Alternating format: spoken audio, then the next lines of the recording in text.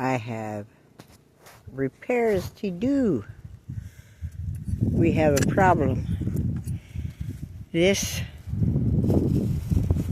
is what my e-bike battery,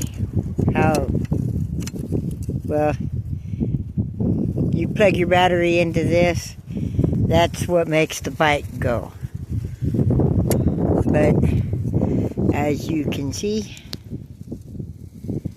this is all broke and worn out, and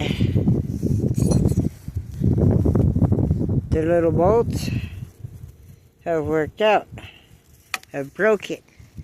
So now, what am I to do? I need this to make the bike work. Well, I'll show you what I'm going to do.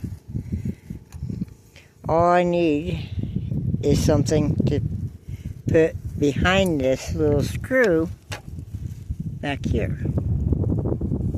Kind of like a washer. Soda pop can. It's thin.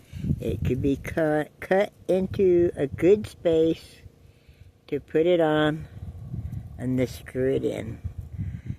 And repair is made. Yay! The bike now runs.